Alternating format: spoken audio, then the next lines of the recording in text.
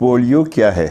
Polio یا polio mellitus جو polio virus کی وجہ سے ہوتا ہے ایک معذور اور جان لیوا بیماری ہے۔ یہ ایک متعدی بیماری ہے، یعنی ایک انسان میں دوسرے انسان کو پھیلتی ہے۔ یہ متاثرہ شخص سے رابطے کے ذریعے فیکل اورل روٹ سے پھیلتا ہے اور متاثرہ شخص کی ریڑھ کی ہڈی کو متاثر کر سکتا ہے، جس سے فالج ہو جاتا ہے۔ یہ وائرس منہ یا سانس کے نظام کے ذریعے جسم میں داخل ہوتا ہے اور گلے اور آنتوں میں اپنی تعداد بڑھاتا ہے اور مرکزی اعصابی نظام یعنی ریڑھ کی ہڈی اور دماغ میں داخل ہو سکتا ہے، جس سے پٹھوں میں کمزوری، فالج اور مستقل معذوری اور بعض حالات میں موت بھی واقع ہو جاتی ہے، کیونکہ یہ وائرس ان پٹھوں کو متاثر کرتا ہے جو سانس لینے میں مدد دیتے ہیں۔ یہاں تک کہ جو بچے مکمل طور پر صحت یاب ہو جاتے ہیں وہ بھی 15 سے 40 سال بعد پٹھوں میں درد، کمزوری یا فالج کی بیماری کے ساتھ بڑے ہوتے ہیں۔ اسے پوسٹ پولیو سنڈروم کہا جاتا ہے۔ یہ وائرس جسم کے باہر پاخانے میں خارج ہوتا ہے۔ متاثرہ شخص کے چھینکنے یا کھانسنے سے نزلہ و زکام کے قطرے بھی صحت مند شخص کو متاثر کر سکتے ہیں، لیکن یہ زیادہ عام نہیں ہیں۔ ایک متاثرہ شخص وائرس لے کر دوسروں کو بھی متاثر کر سکتا ہے، چاہے وہ بیمار نہ دکھائی دیتا ہو۔ اگرچہ کسی بھی عمر کے لوگوں کو پولیو ہو سکتا ہے، لیکن 5 سال یا اس سے کم عمر کے بچوں میں انفیکشن کا خطرہ زیادہ ہوتا ہے۔ آپ پولیو وائرس سے متاثر ہو سکتے ہیں اگر متاثرہ شخص کا پخانہ آپ کے ہاتھ پر لگا ہو اور آپ بغیر ہاتھ دھوئے کوئی چیز کھا پی لیں یا کسی چیز کو چھوئیں، جیسے کھلونے، قلم، موبائل، ڈپارٹمنٹل اسٹور کی ٹرالی، دروازے کی گھنٹی، دروازے کا تالا، چابی یا گاڑی کی چابی۔ اب جو کوئی بھی اس کو چھوئے گا اور بغیر ہاتھ دھوئے کچھ بھی کھائے پیے گا یا ہونٹوں اور ناک کو چھوئے گا تو جراثیم اس میں منتقل ہو جائیں گے۔ پولیو کی علامات کیا ہیں؟ زیادہ تر لوگوں میں جو پولیو سے متاثر ہیں کوئی واضح علامت ظاہر نہیں کریں گے۔ متاثرہ مریضوں میں سے 20 سے 30% کو ان علامات کا سامنا کرنا پڑے گا جو فلو کی طرح ہیں، جس میں بخار، سر درد، متلی، تھکاوٹ، گلے کی سوزش، بازوں اور پیروں میں درد، گردن کی سختی۔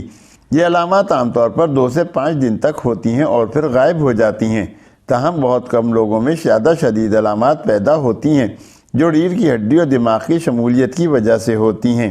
ان علامات میں شامل ہیں ٹانگوں یا بازوؤں میں یا پنوں یا سوئیوں کا چبھنا، دماغ اور ریڑھ کی ہڈی کے گرد انفیکشن، سانس لینے والے مسلز اور پیروں اور بازوؤں کے مسلز کی کمزوری، سانس لینے میں مشکل ہونا۔ پولیو وائرس میں مبتلا 200 میں سے 1 فرد فالج کا تجربہ کریں گے، جس کے نتیجے میں مستقل معذوری یا موت واقع ہو سکتی ہے۔ پولیو کی تشخیص کس طرح کی جاتی ہے؟ ڈاکٹر مریض کی علامات اور اس کی میڈیکل ہسٹری کے بارے میں معلومات کرے گا۔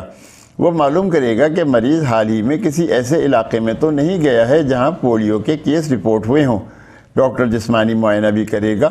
پولیو کی علامات دیگر وائرل بیماریوں کی طرح ہو سکتی ہیں، لہذا دیگر وجوہات کو مسترد کرنے کے لیے ٹیسٹوں کی ضرورت ہوگی۔ اگر ڈاکٹر کو شبہ ہے کہ آپ کو وائرس ہے تو اسٹول یا پخانے کے نمونے اور تھروٹ سویب ٹیسٹ کرے گا۔ بیماری کے آغاز کے بعد نمونوں کو جلد از جلد حاصل کیا جانا چاہیے، ترجیحاً 14 روز کے اندر۔ خون کے نمونے بھی ٹیسٹ کے لیے جمع کیے جا سکتے ہیں۔ پولیو وائرس کے انفیکشن کے شواہد کو تلاش کرنے کے لیے لمبر پنکچر بھی کیا جا سکتا ہے۔ پولیو کا علاج کس طرح ہوتا ہے؟ بدقسمتی سے پولیو کا کوئی علاج نہیں ہے۔ علامات میں سے کچھ کو کم کرنے اور جسم کو صحت یاب ہونے کے لیے وقت دینے کے لیے معاون اقدامات اٹھائے جا سکتے ہیں۔ درد سے نجات حاصل کرنے کے لیے درد دور کرنے والی ادویات کا استعمال کیا جا سکتا ہے۔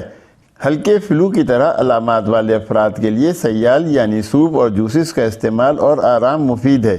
فزیوتھراپی فراہم کی جائے تاکہ وہ پٹھوں کو متحرک کر سکیں اور جو معذور ہو جائیں ان کی نقل و حرکت میں اضافہ ہو۔ جن مریضوں کو سانس لینے میں دشواری ہو ان کے لیے میکینیکل وینٹیلیٹر کی ضرورت ہو سکتی ہے۔ پولیو کی روک تھام۔ پولیو سے کیسے بچا جا سکتا ہے؟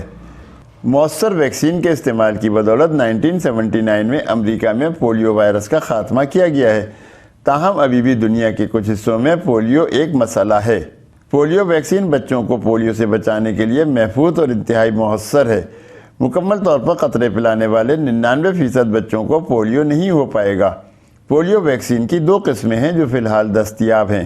ریاست متحدہ امریکہ میں صرف غیر فعال پولیو وائرس یا ویکسین IPV استعمال ہوتی ہے۔ دوسری قسم زبانی پولیو وائرس یا ویکسین ہے OPV، جو دنیا کے دوسرے حصوں میں استعمال ہوتی ہے۔ IPV کو بازوؤں یا ٹانگ میں انجیکشن کے طور پر دیا جاتا ہے۔ بچوں کو پولیو ویکسین کی 4 خوراکیں ویکسینیشن کے درج ذیل شیڈول کے مطابق ملنی چاہیے۔ پہلی خوراک عمر کے 2 ماہ، دوسری خوراک عمر کے 4 ماہ، تیسری خوراک عمر کے 6 سے 18 ماہ، بوسٹر خوراک عمر کے 4 سے 6 سال۔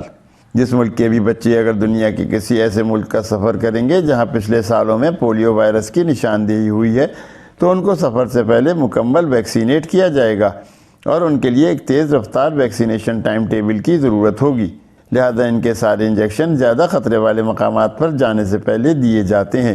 کچھ بالغ افراد جب وہ بچے تھے تو انہیں پولیو سے محفوظ رہنے کے لیے مکمل حفاظتی ٹیکے نہیں لگائے گئے۔ ایسے لوگوں کے لیے سفارش کی جاتی ہے کہ وہ پولیو ویکسین کی 3 خوراکیں استعمال کریں۔ پہلی خوراک کسی بھی وقت دی جا سکتی ہے، اس کے بعد 1 سے 2 ماہ بعد دوسری خوراک، اور تیسری و آخری خوراک 6 سے 12 ماہ کے اندر دینی چاہیے۔ بالغوں کو جنہوں نے پہلے ہی پولیو ویکسین کی 1 یا 2 خوراکیں وصول کی ہیں ان کو اپنی زندگی کے کسی نہ کسی موقع پر باقی خوراکیں لینی چاہیے۔ بالغوں میں بھی پولیو سے متاثر ہونے کا خطرہ ان لوگوں کو زیادہ ہوتا ہے جو ان علاقوں کا سفر کریں جہاں ابھی بھی پولیو پھیلتا ہے۔ پیتھولوجیکل لیب میں کام کرنے والے لوگ جہاں وہ پولیو وائرس کے نمونے کی دیکھ بھال کرتے ہیں وہ بھی متاثرین میں شامل ہو سکتے ہیں۔ Polio facts. پولیو ایک متعدی بیماری ہے جو وائرس کی وجہ سے ہوتا ہے۔ پولیو کا پتہ لگ بھگ 6000 سال پہلے چلا تھا اور اب تک اس بیماری سے روک تھام کے لیے بڑی پیش رفت کی گئی ہے۔ پولیو وائرس فرد سے فرد میں منتقل ہونے کی وجہ سے ہوتا ہے۔ پولیو کا کوئی علاج نہیں ہے۔ علاج بنیادی طور پر مرض کی شدت یا علامات کو کم کرنا ہے۔ ویکسینیشن کے ذریعے پولیو سے بچنا اور اس کا خاتمہ ممکن ہے۔ جو لوگ پولیو وائرس کی ویکسین نہیں لیتے ہیں ان کو پولیو سے متاثر ہونے کا زیادہ خطرہ ہے۔ ویکسینیشن کے ذریعے پولیو سے بچاؤ ممکن ہے اور پولیو کا خاتمہ ممکن ہے۔